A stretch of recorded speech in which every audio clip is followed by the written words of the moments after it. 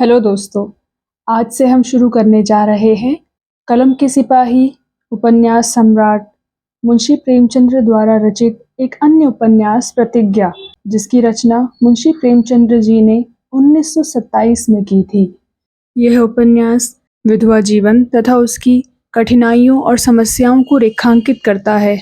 उपन्यास प्रतिज्ञा में प्रेमचंद ने उस समय भारतीय समाज में व्याप्त विधवा समस्या का चित्रण किया है। पूर्णा पात्र के द्वारा समाज में तिरस्कृत और पीड़ित विधवाओं की मजबूरियों का मर्मस्पर्शी चित्रण किया गया है। सुमित्रा और प्रेमा के पात्र आदर्श नारी पात्र हैं, तो कमला प्रसाद अबलाओं पर अत्याचार करने वाले दुष्टों का प्रतिनिधि है। प्रेमचंद ने विधवा समस्या का समाधान आर्थिक स्वावलंबन में दिखाया, जो आचरणात्मक है। प्रेमचंद जी ने अपने जीवन में स्वयं एक बाल विधवा से विवाह करके समाज के सामने आदर्श प्रस्तुत किया। उपन्यास प्रतिज्ञा विषम परिस्थितियों में घुट घुट कर जी रही भारतीय नारी की विवशताओं और नियति का सजीव चित्रण है। उपन्यास में प्रेमचंद जी ने विधवा समस्या को नए रूप में प्रस्तुत किया है एवं उसका विकल्प भी सुझाया है। तो चलिए शुरू करते हैं आज का भाग। काशी के आर्य मंदिर में पंडित अमरनाथ का व्याख्यान हो रहा था। श्रोता लोग मंत्रमुग्ध से बैठे सुन रहे थे। प्रोफेसर दाननाथ ने आगे खिसककर अपने मित्र बाबू अमृत राय के कान में कहा, रटी हुई स्पीच है। अमृत राय स्पीच सुनने में तल्लीन थे, कुछ जवाब न दिया। दाननाथ ने फिर कहा, साफ रटी हुई मालूम होती है, बैठना व्यर्थ है, टेनिस का समय निकला जा रहा है। अमृत राय ने फिर भी कुछ जवाब ना दिया। एक क्षण के बाद दाननाथ ने फिर कहा, भाई मैं तो जाता हूँ। अमृत राय ने बिना उनकी तरफ देखे ही कहा, जाइए। दाननाथ बोला, तुम कब तक बैठे रहोगे? अमृत राय बोले, मैं तो सारी स्पीच सुनकर ही जाऊंगा। दाननाथ बोले, बस हो निरे बुद्धू, अरे स्पीच में है क्या, रट कर सुना रहा है। अमृत राय बोले, तो आप जाइए ना, मैं आपको रोकता तो नहीं। दाननाथ बोला, अजय घंटों बोलेगा, चरखा है या स्पीच है? अमृत राय बोले, सुनने दो, क्या बकबक कर रहे हो, तुम्हें जाना हो जाओ, मैं सारी स्पीच सुनकर ही आऊंगा। दाननाथ बोले, पछताओगे, आज प्रेमा भी खेल में आएगी। अमृत राय बोले, तो तुम उससे मेरी तरफ से क्षमा मांग लेना। दाननाथ बोले, मुझे क्या गरज पड़ी है जो आपकी तरफ से क्षमा मांगता फिरूं? अमृत राय बोले, अच्छा ना मांगना, किसी तरह पिंड भी छोड़ो। दाननाथ इतनी आसानी से छोड़ने वाले आदमी न थे। घड़ी निकाल कर देखी, पहलू बदला और अमरनाथ की ओर देखने लगे। उनका ध्यान व्याख्यान पर नहीं, पंडित जी की दाढ़ी पर था। उसके हिलने में उन्हें बेहद आनंद आया। बोलने का मर्ज था। ऐसा मनोरंजक दृश्य देखकर वह चुप कैसे रहते? अमृत राय का हाथ दबाकर कहा, आपकी दाढ़ी कितनी सफाई से हिल रही है, जी चाहता है नोच कर रख लूं। अमृत राय बोले, तुम बड़े अभागे हो जो ऐसे सुंदर व्याख्यान का आनंद नहीं उठा सकते। अमरनाथ जी ने कहा, मैं आपके सामने व्याख्यान देने नहीं आया हूँ। दाननाथ धीरे से बोले, और क्या आप घास खोदने आए हैं? अमरनाथ जी बोले, बातें बहुत हो चुकी, अब काम करने का समय है। दाननाथ फिर धीरे से बोले, जब आपकी जबान काबू में रहे। अमरनाथ जी बोले, आप लोगों में जिन महाशयों को पत्नी वियोग हो चुका है, वे कृपया हाथ उठाएं। इस पर कई हाथ उठ गए। दाननाथ बोले, ओफो, यहाँ तो सब रंडवे ही रंडवे बैठे हैं। अमरनाथ बोले, आप लोगों में कितने महाशय ऐसे हैं जो वैधव्य की भंवर में पड़ी हुई अबलाओं के साथ अपने कर्तव्य का पालन करने का साहस रखते हैं? वे हाथ उठाए रहें। अरे यह क्या, कहाँ तो चारों तरफ हाथ ही हाथ दिख पड़ते थे, कहाँ अब एक भी हाथ नजर नहीं आता। हमारा युवक समाज इतना कर्तव्य शून्य, इतना साहसहीन है। मगर नहीं, वह देखिए, एक हाथ अभी तक उठा हुआ है। वही एक हाथ युवक मंडली के ताज की रक्षा कर रहा है। सबकी आंखें उसी तरफ फिर गई। अरे यह तो बाबू अमृत राय हैं। दाननाथ ने अमृत राय के कान में कहा, यह तुम क्या कर रहे हो, हाथ नीचे करो। अमृत राय ने दृढ़ता से उत्तर दिया, कदम आगे बढ़ाकर फिर पीछे नहीं हटा सकता। वक्ता ने कहा, इतनी बड़ी सभा में केवल एक हाथ उठा देखता हूँ। क्या इतनी बड़ी सभा में केवल एक ही हृदय है और सब पाषाण हैं? अमृत राय ने दाननाथ के कान में कहा। तुम क्यों हाथ नहीं उठाते? दाननाथ बोला, मुझ में नक्कू बनने का साहस नहीं है। अमरनाथ बोले, अभी तक कोई दूसरा हाथ नहीं उठा, जैसी आपकी इच्छा। मैं किसी को मजबूर नहीं करता। हाँ, इतनी प्रार्थना करता हूँ कि इन बातों को भूल ना जाइएगा। बाबू अमृत राय को मैं उनके साहस पर बधाई देता हूँ। सभा विसर्जित हो गई। लोग अपने अपने घर चले। पंडित अमरनाथ भी विदा हुए। केवल एक मनुष्य अभी तक सिर झुकाए सभा भवन में बैठा हुआ था। यह बाबू अमृत राय थे। दाननाथ ने 1 मिनट तक बाहर खड़े होकर उनका इंतजार किया, तब भवन में जाकर बोले, अरे तो चलोगे या यहीं बैठे रहोगे? अमृत राय ने चौंक कर कहा। हाँ हाँ चलो। दोनों मित्र आकर टमटम पर बैठे और टमटम चल पड़ी। दाननाथ के पेट में चूहे दौड़ रहे थे। बोले, आज तुम्हें यह क्या सूझी? अमृत राय बोले, वही जो तुम्हें नहीं सूझी। दाननाथ ने पूछा, प्रेमा सुनेगी तो क्या कहेगी? अमृत राय बोले, खुश होगी। कम से कम उसे खुश होना चाहिए।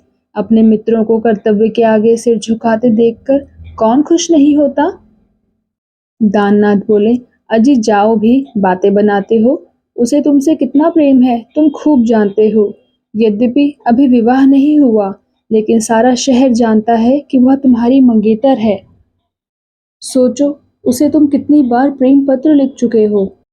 3 साल से वह तुम्हारे नाम पर बैठी हुई है। भले आदमी, ऐसा रत्न तुम्हें संसार में और कहाँ मिलेगा।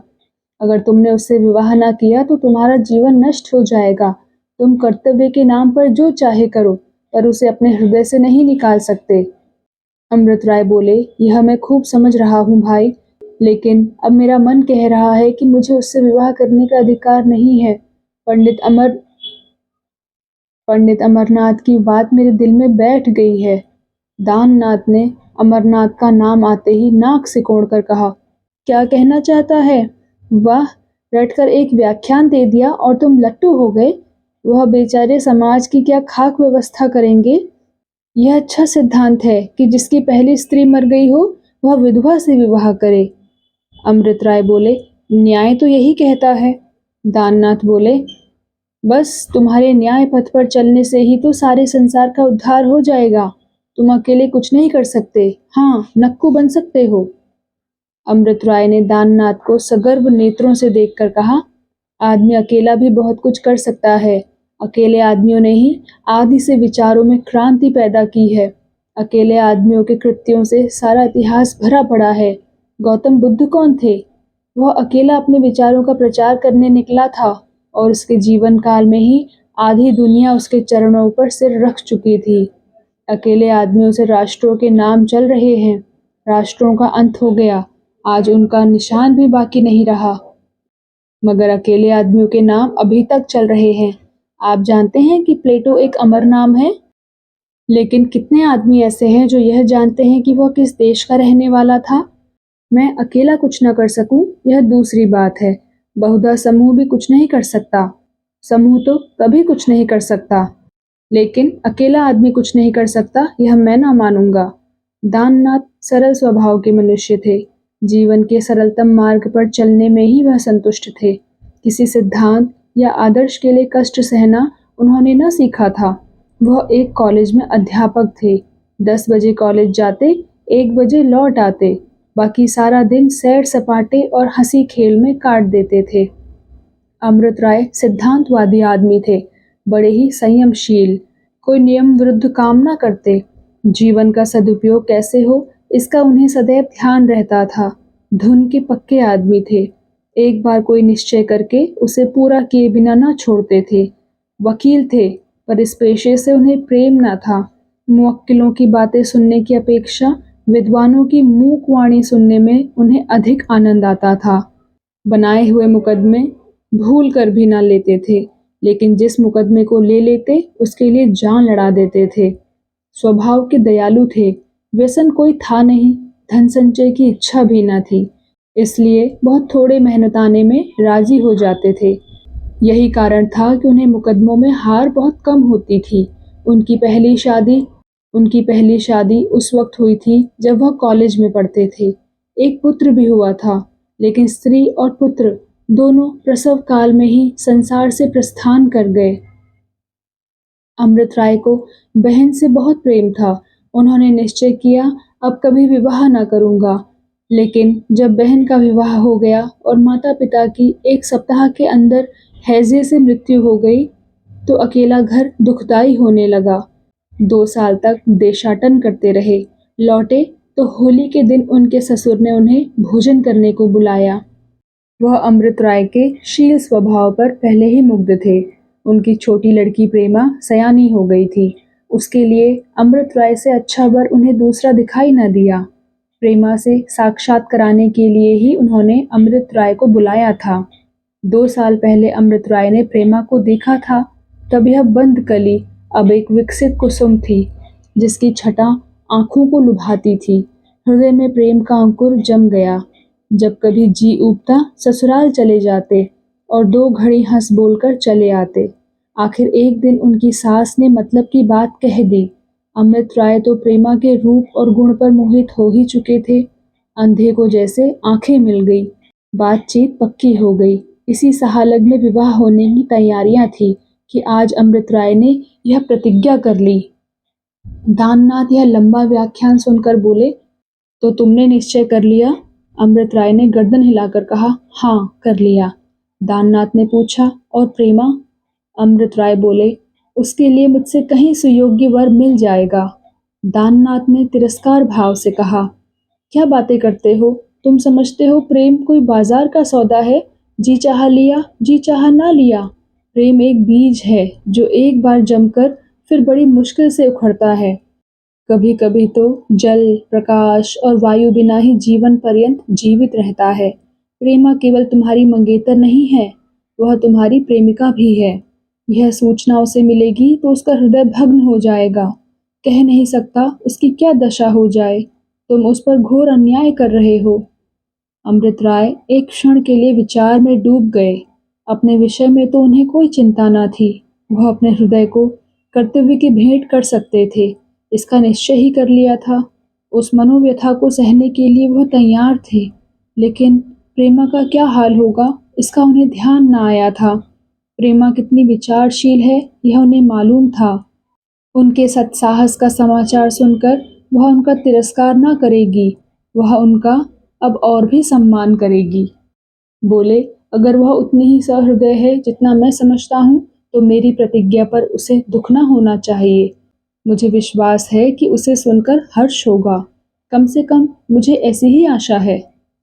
दाननाथ ने मुंह बनाकर कहा, तुम समझते होंगे कि बड़ा मैदान मार आए हो, और जो सुनेगा वह फूलों का हार लेकर तुम्हारे गले में डालने दौड़ेगा। लेकिन मैं तो यही समझता हूँ कि तुम पुराने आदर्शों को भ्रष्ट कर रहे हो। तुम नाम पर मरते हो, समाचार पत्रों में अपनी प्रशंसा देखना चाहते हो, बस, और कोई बात नहीं। नाम कमाने का यह सस्ता नुस्खा है। हर लगे न फिटकरी और रंग चोखा। रमणियां नाम की इतनी भूखी नहीं होती। प्रेमा कितनी ही विचारशील हो, लेकिन यह कभी पसंद ना करेगी कि उसका हृदय किसी व्रत के हाथों चूर चूर किया जाए। उसका जीवन दुखमय हो जाएगा। अमृत राय का मकान आ गया। टमटम रुक गई। अमृत राय उतरकर अपने कमरे की तरफ चले। दाननाथ जरा देर तक इंतजार में खड़े रहे कि यह मुझे बुलावें तो जाऊं। पर जब अमृत राय ने उनकी तरफ फिरकर भी ना देखा तो उन्हें भय हुआ। मेरी बातों से कदाचित इन्हें दुख हुआ है। कमरे के द्वार पर जाकर बोले, क्यों भाई, मुझसे नाराज हो गए क्या? अमृत राय ने सजल नेत्रों से देखकर कहा, नहीं दाननाथ, तुम्हारी बातों से मैं कभी नाराज नहीं हो सकता। तुम्हारी झिड़कियों में भी वह रस है जो दूसरों की वाह वाह में नहीं। मैं जानता हूँ तुमने इस समय जो कुछ कहा है केवल स्नेह भाव से कहा है। दिल में तुम खूब समझते हो कि मैं नाम का भूखा नहीं हूँ, कुछ काम करना चाहता हूँ। दाननाथ ने स्नेह से अमृत राय का हाथ पकड़ लिया और बोले, फिर सोच लो, ऐसा ना हो पीछे पछताना पड़े। अमृत राय ने कुर्सी पर बैठते हुए कहा, नहीं भाईजान, मुझे पछताना ना पड़ेगा, इसका मुझे पूर्ण विश्वास है। सच पूछो तो आज मुझे जितना आनंद मिल रहा है उतना और कभी न मिला था।